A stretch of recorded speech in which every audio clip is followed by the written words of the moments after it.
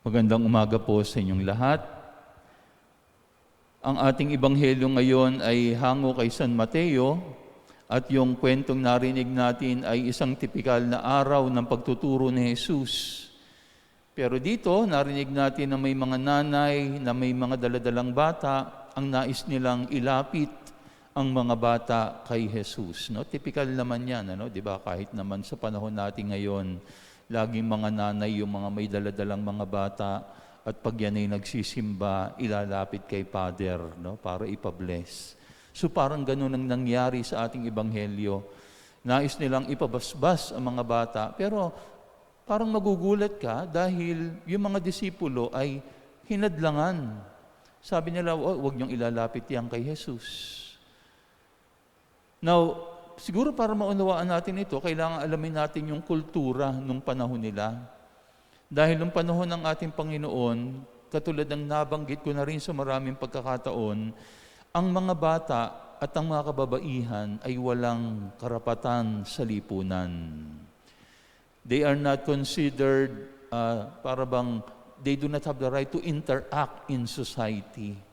Ang mga husbands lamang, ang mga kalalakihan lamang, ang talagang nakikihalubilo sa lipunan.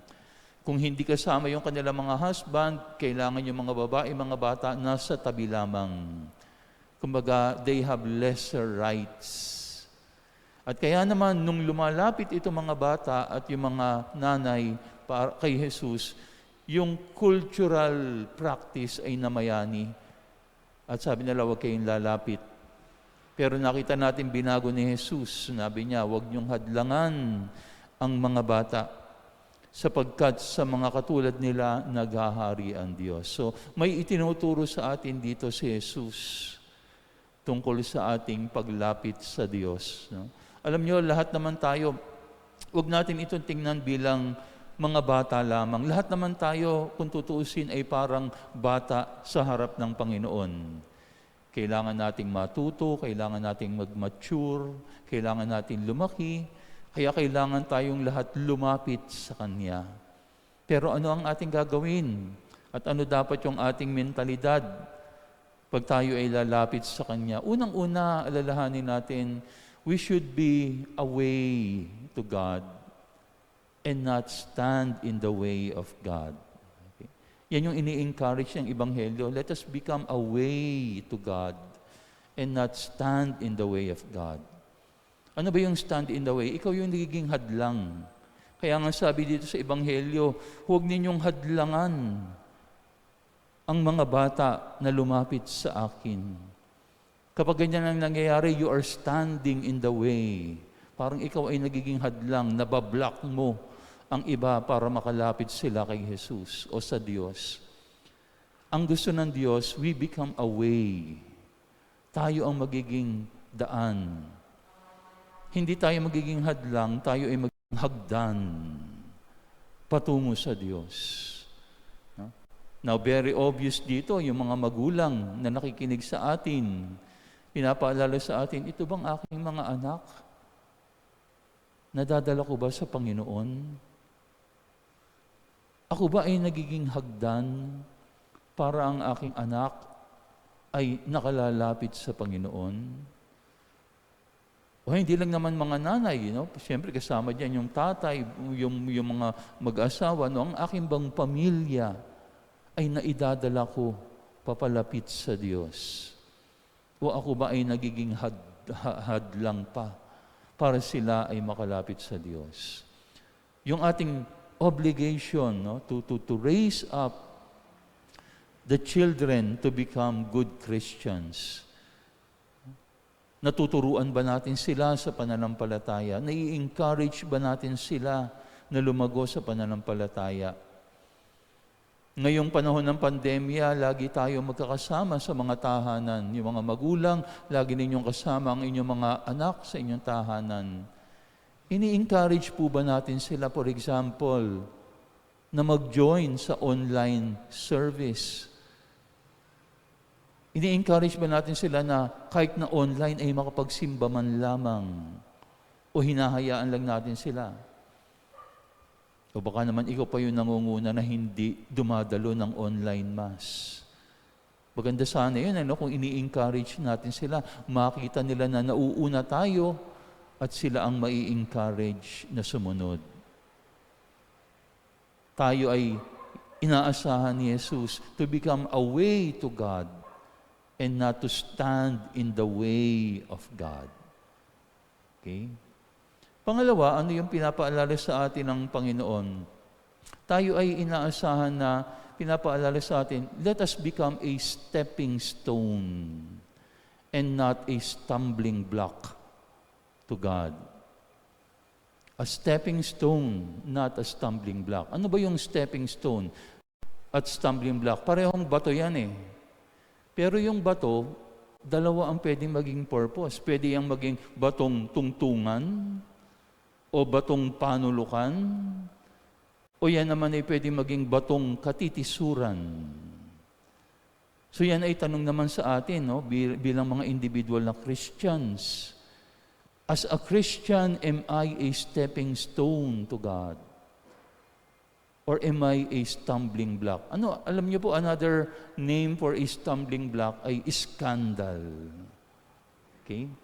Yun yung sinabi ni Jesus kay Pedro noon eh. Naalala ninyo yung one time na nagalit si Jesus kay Pedro? Dahil sinabi ni Pedro, Lord, huwag ka nang pumunta sa Jerusalem, maghihirap ka doon. At sabi niya, don't become a stumbling block. Get away from me, Satan.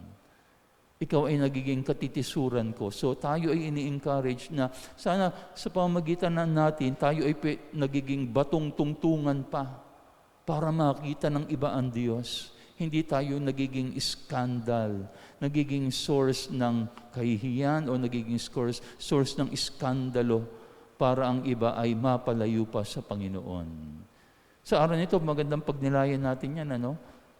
What are the ways na ako ay nagiging stumbling block para sa ibang tao upang sila ay makalapit sa Panginoon? No? Sa aming pamilya, ang bawat miyembro ng pamilya, am I a stepping stone? Or am I a stumbling block for them to see God? And then yung huling-huli, pinapaalala sa atin, reaching heaven is not a race. It is actually a relay. Ano ba yung race? Yung race kasi, ang goal niyan, unahan. No? Kailangan ako yung makauna doon. At kung pwede nga lang, ako lang ang makarating doon sa finish line.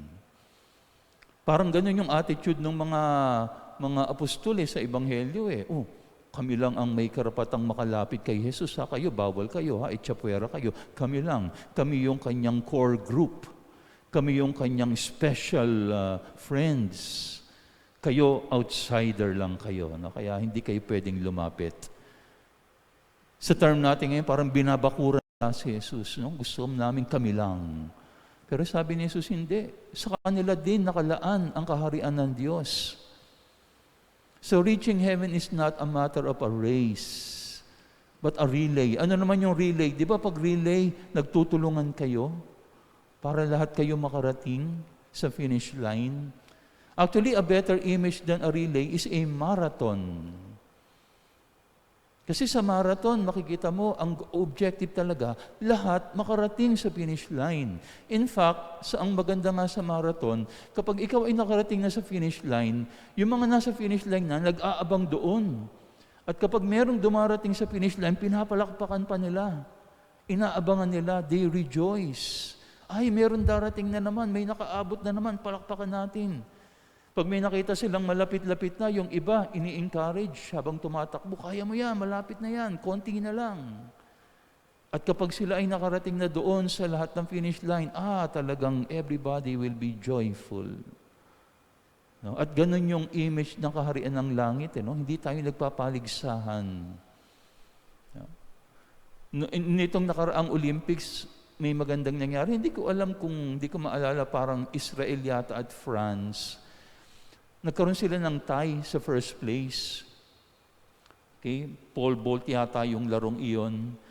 Tapos, tinanong sila kung gusto nilang magkaroon ng sudden death playoff para ma-determine kung sino ang magiging gold medalist. And then, Isang nakakagulat na suggestion. Sabi ng mga athletes, pwede po bang share namin ang gold medal?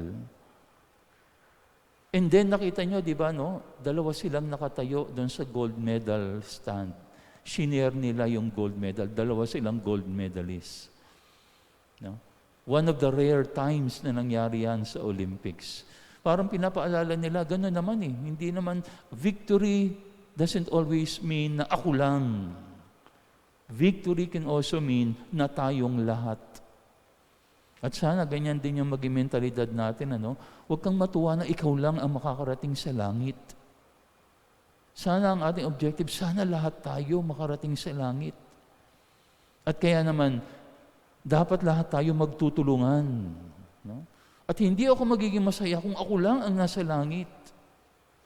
Magiging masaya ako kung lahat tayo ay makikita doon sa kaharian ng Diyos. Okay? So kapag ganyan ang ating goal, ayan, we will not look at one another as competitors. We will look at one another as companions on the journey.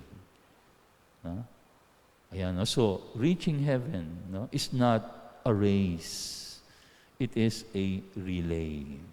Sa araw na ito, in-encourage ni Jesus ang lahat na magtulungan upang makalapit sa Kanya. In-encourage ni Jesus na ang lahat ay tinatanggap at inaanyayahan sa kaharian ng Diyos. Tatlong bagay ang lagi nating alalahanin. Sana tayo ay we become a way to God and never be a stand in a way of God. Let us become stepping stones for others, not a stumbling block, a source of scandal. At maunawaan natin that reaching heaven is not a race, but a relay.